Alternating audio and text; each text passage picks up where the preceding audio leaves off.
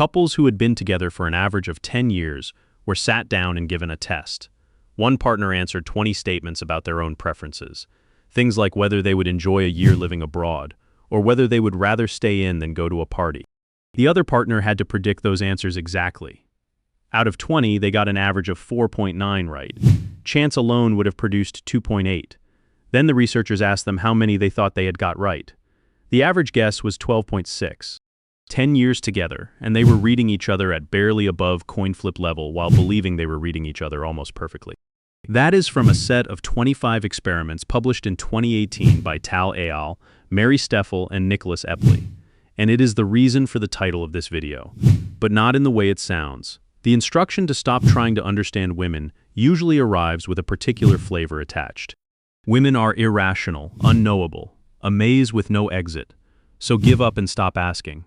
That version is wrong, and the research says something almost opposite and considerably more useful. Here's what Eyal and colleagues were actually testing. Everyone believes that if you want to know what someone else is thinking, you should put yourself in their shoes.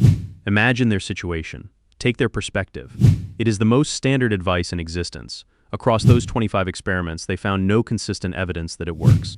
Participants predicted emotions from faces and body postures, spotted real smiles from fake ones, judged who was lying, and predicted their own partner's preferences.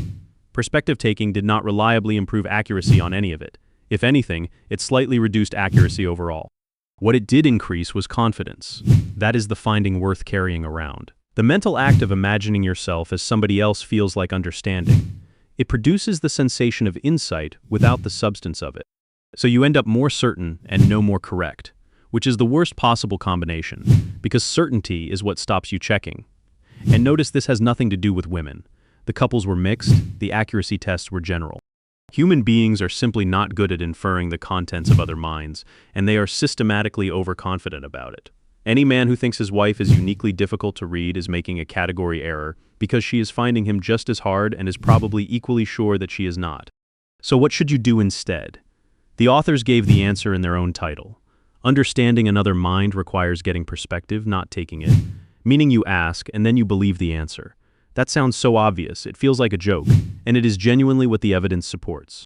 The information you're trying to derive is already held by someone in the room who has direct access to it, and you have been attempting to reverse engineer it from clues rather than requesting it, which brings us to why the title is fair. Trying to understand women as a project means building a general model of a category containing roughly 4 billion people, and then applying that model to one specific person in front of you. Every step in that process is a mistake. The category is far too broad to predict anything about an individual. The model you build will be assembled from your own assumptions and a few loud examples. And the more effort you put into it, the more confident you become, which is exactly the trap the 2018 research identifies. There's also a quieter cost.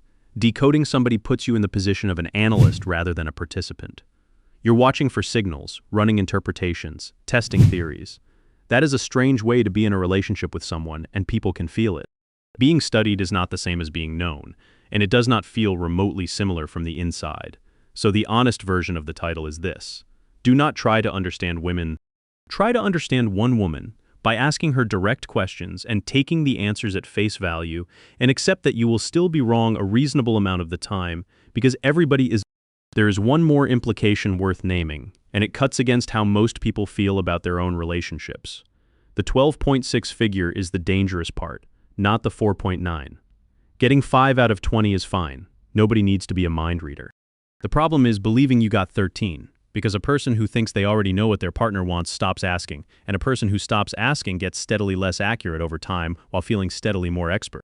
That is how couples end up 10 years in, confidently wrong about each other, having a conversation neither of them recognizes. The fix is not more insight. It is fewer assumptions and better questions asked out loud, more often than feels necessary. That is the cue most people miss. When was the last time you asked instead of assumed, and were surprised by the answer? Leave it in the comments. Subscribe to Psychology Q, and I will keep showing you the signals hiding in plain sight.